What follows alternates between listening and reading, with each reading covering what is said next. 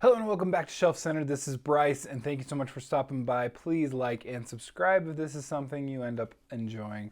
We'll see about that. I don't know. We got some rants today. But before we get into the rants, this is my opportunity to talk about science fiction, fantasy, sometimes horror as they relate to media and books, mostly books though, and especially in this time around this week, we're mostly focusing on books. In fact, it's completely focused on books and book-related content.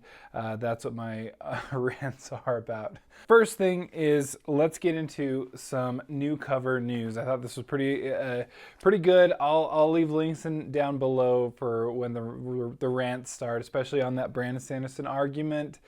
The Brandon Sanderson article, as well as just some interesting things brought up by Jay at Captured in Words about the Doors of Stone missing chapter that we were all promised. So anyway, those are two things. They're coming, but let's get into some other news first. First things first, we've got some self-published news, new covers really. So new covers for Zamil Akhtar is Elder Epic Book 3 in the series, and it's actually, it's not the end of the series though. It looks great. I think it might be my favorite one. I own the first book. What is it? I'm blanking, but I'll put it up. But anyway, I own it on audiobook. I think I own it on Kindle as well. There's always something about that. Can't ever own just one. So anyway, I'm looking forward to reading that this year. In fact, is my goal. But I hear it's great. A new cover is by Mibble Art, and so just always want to make sure I mention, since I was called out by Patrick Leo, but always mention the artist. But anyway, great. They're doing a great job with these covers. I love them all. Then Christopher Brenning's got a new cover for Book 3 in the Hellborn King saga. Book 1 was excellent, highly recommended, especially for some grimdark with a bit of heart. And but The Servitor of Sin is now, it looks like it's coming out very shortly. So this is exciting, especially for grimdark fans, for fans obviously of Christopher Brenning. The Hellborn King was great, and it's gotten great reviews, so I definitely recommend checking it out. I love these covers. They're doing a thing. They just look really good, and that's by J. Caleb Design. So anyway, check those out. Check it out if you haven't already. Do yourself a favor. The Hellborn King is really good, and it's on audiobook. It's the only one that is on audio. I know that production process, it's expensive, and especially, I don't know if you saw Daniel Green's recent video about publishing his books and what he's actually made through publishing them. I highly recommend it, but it is like, you can put down quite a bit of money for those audiobooks, and even for his, I mean, I don't think his return, he like doubled the amount that he put down, at least for the costs of the audiobook, but that's it, as opposed to, I would imagine a whole lot of people are not going to turn that around very quickly, at least. So anyway, just an interesting process. It's definitely an expensive process, than one of the more expensive processes for the whole book publishing, which is why audiobooks tend to be more. Anyway, get off of that. So then we've got some Fonda Lee news. Fonda Lee, there's a new novella, it looks like, Jade Shards. Cover artist is Cheris Loke. Again, it's the same as the other novella, so definitely check that out. I'm excited. Anything more in the Greenbone saga is awesome to me. These ones, and I believe they're coming out through Subterranean Press, which is a special edition kind of publisher, one, maybe the biggest one with science fiction and fantasy. And so you got to get, I mean, if you want this cover, you've got to jump on it fast, because the turnaround or the resale value suddenly shoots up like crazy. So I guess if you're on board for that, you can get on board and then resell it for way more. But those end up, anyway, especially for someone like Fonda Lee, I assume that's going to be worth a lot. I just know from my Malazan copies I've bought through Subterranean Press. I have some others from, one from Daniel Abraham, they just immediately go up in value, which is pretty cool. But anyway, you got to jump on it, and they're not like they're cheap right off the bat either. Finally, just some interesting cover news, kind of weird cover news.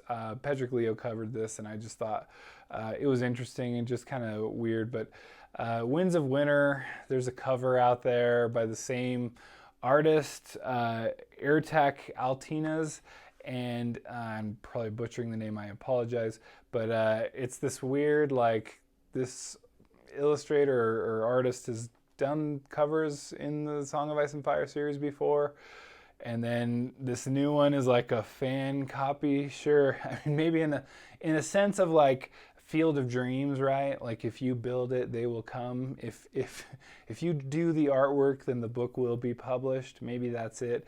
I went on George R. R. Martin's blog, or not a blog as he calls it, and again, he's been very clear, like, unless you hear it from me, it ain't happening. So I will not trust it until it comes from the man himself, and as far as I know, we're nowhere even near a publication date.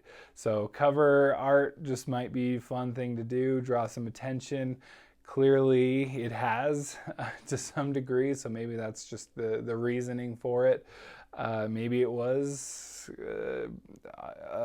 commissioned, I don't know. Could be, I wouldn't put it past him, but anyway, that's where we're at with that. Then we've got some book news. Before I get into those rants, a couple book just a piece of book news. If you're a Michael J. Sullivan fan, which I am, I've read the first trilogy, well, a 6-book series, I guess, depending on which publication you received. I actually have the self-published version of the Rhaenyra Revelations. They're excellent, all 6 books. And I've even read at least one of the Chronicles. But anyway, we've got book 5 in the Chronicles of Rhaenyra, which is Royce and Hadrian kind of focused, like their origins. Book 5, Drummondor, is completed. And Michael J. Sullivan is saying, and I feel good about this, this is really good. So the book 5 is coming here. We don't have an actual release date or anything close to that, but I think it's cool that it's finished. Anytime, especially when you talk of some of these authors, one I've already mentioned, George R. R. Martin, actually Patrick Rothfuss I've already mentioned too, where you just don't know if there's ever going to be an ending in sight. It always feels good when something gets completed in a series you love. So here we are. Sullivan, you can always count on him to keep things moving. And again, that's a fun series. Royce and Hadrian are just one of the best duos in fantasy, in my opinion, my humble opinion here. All right, let's get to the rant portion of the video. This is maybe what you came for. Maybe you're sick of this by now. I had some internet talks with people. I went out there, I talked about it. So you've probably seen by now, there's an article. It's about Brandon Sanderson. It's in Wired, and it's just a really disingenuous article. And I think Sanderson kind of put it best when he said in his kind of response to this article, because it's a pretty mean-spirited article about Brandon Sanderson. And I think Sanderson kind of put it best that this guy, and he kind of admits in his article for Wired, the author does, that he had a story. He went out to go look into it. It did not turn out to be what he even remotely thought it would be. And then he floundered trying to figure out what to do with it. And then he had to make a deadline, and here's what we have. And it's this pretty mean-spirited, again, arrogant, mean-spirited take on Brandon Sanderson. It insults Sanderson himself, his clothing, it insults his fans, it insults his family, his wife, his extended family, probably friends. It insults the fantasy community in general. It's like gatekeeping, and it's like for Wired, who's like supposed to be for nerds, I thought. But it's like this weird gatekeeping elitism that Sanderson, how dare he be so boring and not a New Yorker or whatever the author is. And it's like, you can be a New Yorker, whatever, cool. But not everyone's going to be the same as you. And Sanderson definitely, I think he came out and he found a Mitt Romney, right? And he was like, there's like nothing much to this guy other than he does what he does, right?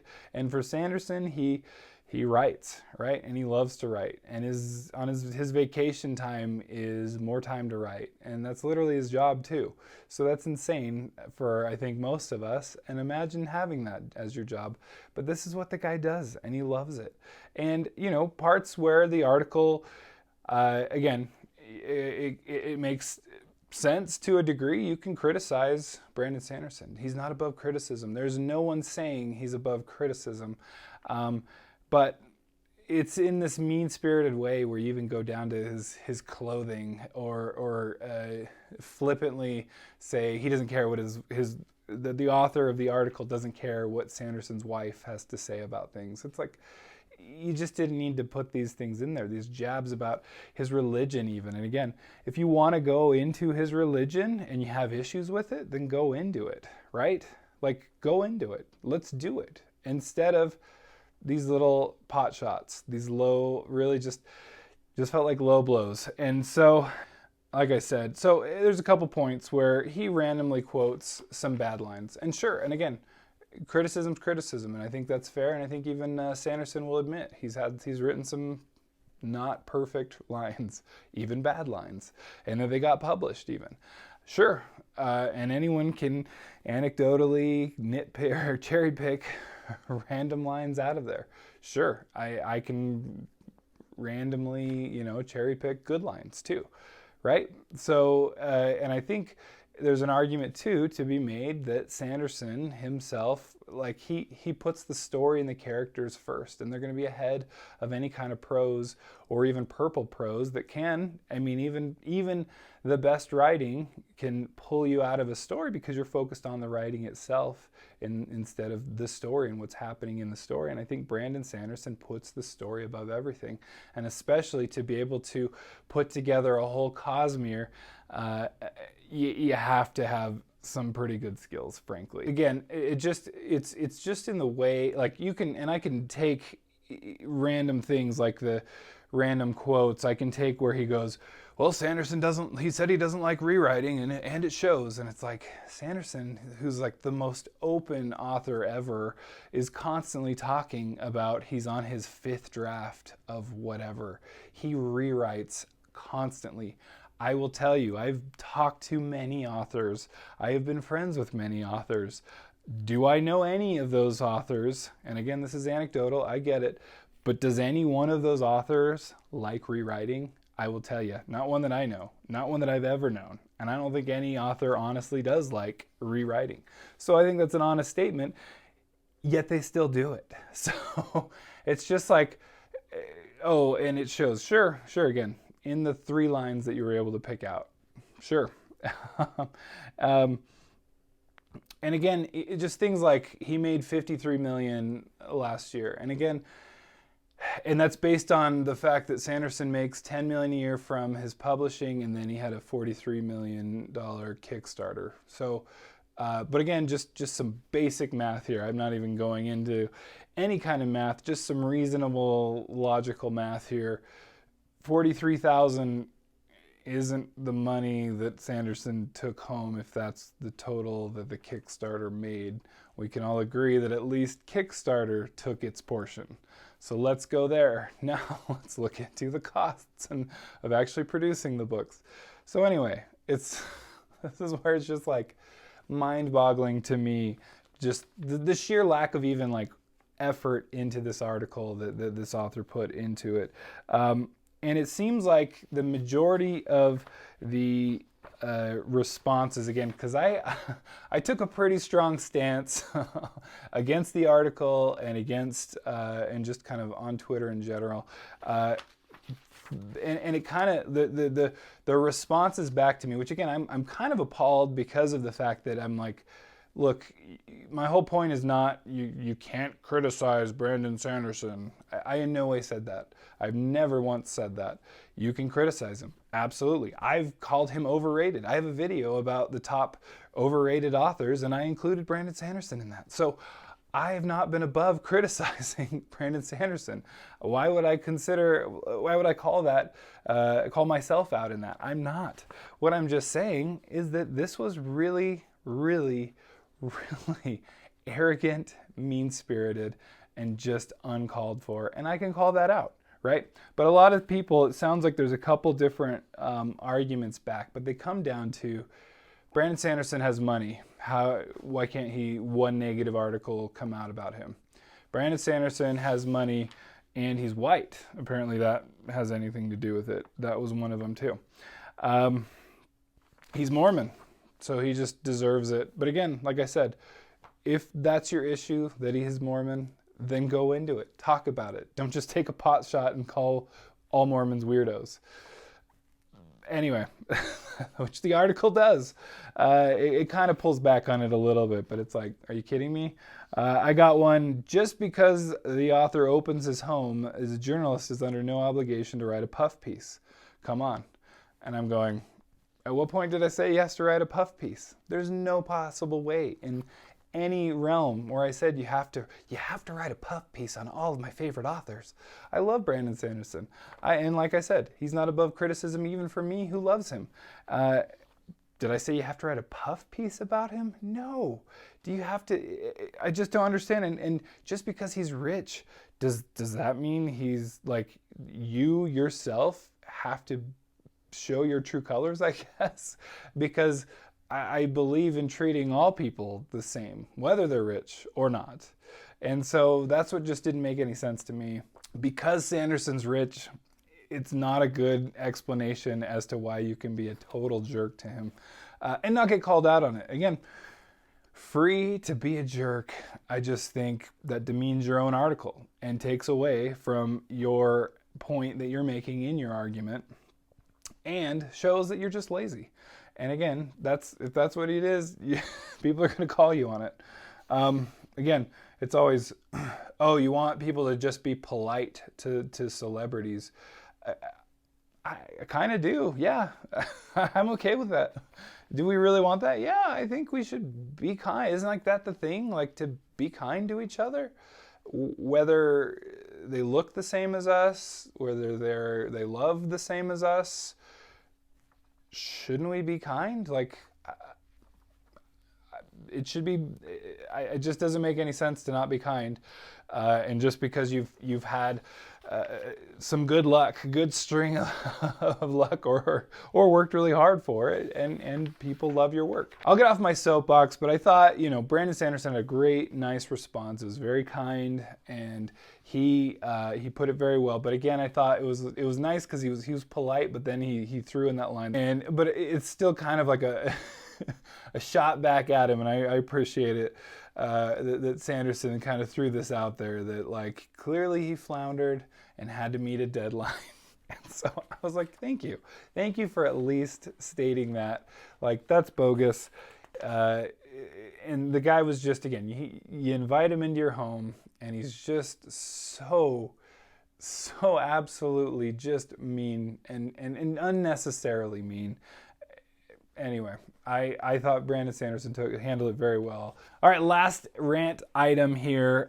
We're talking, I thought it was a great video from Jay at Captured in Words. He talks about the Doors of Stone. If you don't know, there's a couple things we'll get into. It's not a huge rant here, but if you don't know, Patrick Rothfuss has this trilogy. If you're watching my channel, you definitely know, I know. But just in case, and it's supposed to be a trilogy, and 2 books have been released. The second book was delayed by many years. Now the third book we've been waiting on for a decade, and now it's probably getting into decades, but it has been so long. And so what Patrick Rothfuss will do, and again, Jay explains it way better in his video, is he's very successful, so he's done really well. Literally, with only having published 2+ books, there's some novellas and whatnot, and kids' books and stuff, but having only done that, he seems to do pretty well for himself, because those are very beloved books. I've read The Name of the Wind. I loved it. It was very good, very well written. He's an amazing author. But and with that, and I think he's used that kind of fame, notoriety to some degree, to benefit the world. He works with world builders and tries to and the Heifer Foundation, and tries to really help those in need, and I love that he does that. So again, not criticizing him for that. I think it's great. One of the things he will do, though, from time to time is to try to push people to donate more in that season when he goes into these world builders fundraising, is that he will then say, hey, I'll do something with the book, right? The new book that hasn't been released for over a decade, that we've all been waiting on, and that I've been waiting on to start book 2, frankly. And so he'll use that, and from time to time, and he's like released like the prologue, for instance, which again, prologues in this series, the Kingkiller Chronicles is what it is. They're pretty short, so it's not like a little ton. But so this one, he promised, and it was matched. He promised chapter 1, and then he didn't deliver it. And then he said there were issues because he was going to have some audio narrators do it, and then that never came to fruition. Then he promised it by February, and guess what? It's March, almost the end of March, and we still don't have it. And so Jay, who's a consummate, huge fan of Rothfuss and this series, and does constant videos about it, and just loves it. And again, I love seeing the energy for it. Even Jay is a little disappointed in Rothfuss, which will tell you a lot. And again, it was all for a good cause, so it's not like the money didn't go to a good thing. But clearly, people donated money to get a chapter of the book that we have not seen in many years. And so it's a little frustrating. And so that's where I'm like, now, I understand Rothfuss having issues and anxiety and mental health issues. Anytime he says anything on the internet, there's a slew, and you could see this on anything that's even posted about him will be, where's the book? Where's the book? Where's the book? All these fans, if you can call them that, saying, where's the book? And it's like, is that really helping? Is that getting you the book? If anything, it's delaying it even longer, frankly. But you'll see it every single time. If I see something on Facebook, it's just, you go down the comments, and it's appalling. There's a reason I actually did a video about, like, if Sanderson fans were Rothfuss fans. It was stupid, but it was just like they had nothing to complain about because it's Sanderson, and he's constantly writing like 12 books a year, whatever. But that's the thing, is like, that's why I've just been appalled by the fans of Rothfuss who will just do that and berate him over and over again. And I think that's completely uncalled for. Do I think he needs to just do it? It may not be 100% perfect, the version that he maybe has written, which I believe he's written, as I understand it, multiple versions of it. He's done this the hardest way possible.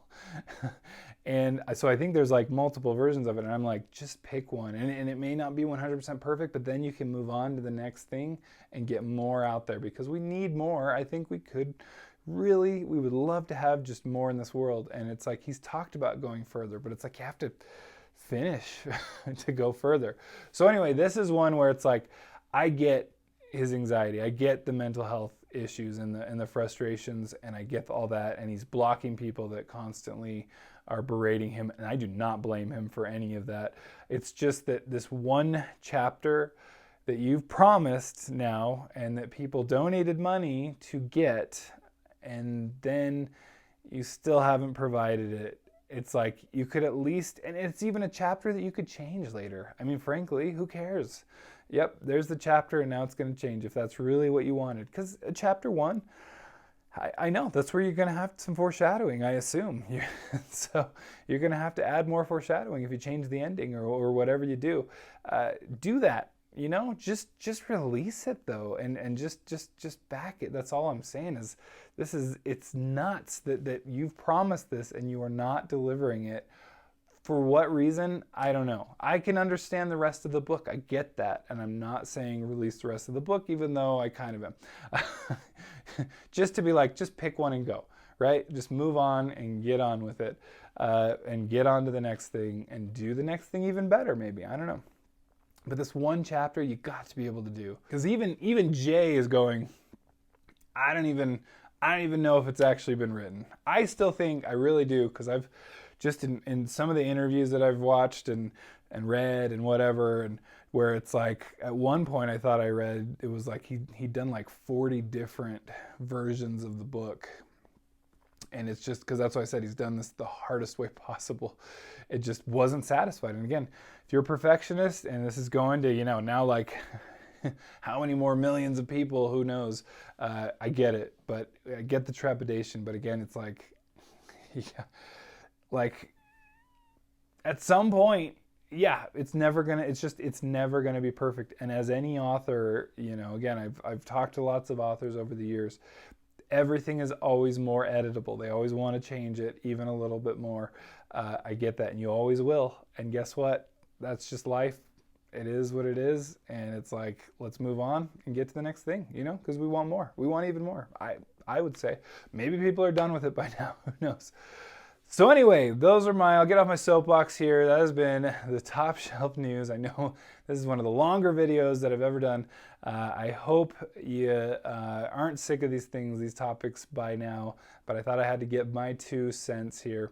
And thank you so much for sticking with me. Thanks for liking and subscribing, and we will catch you next time. Bye.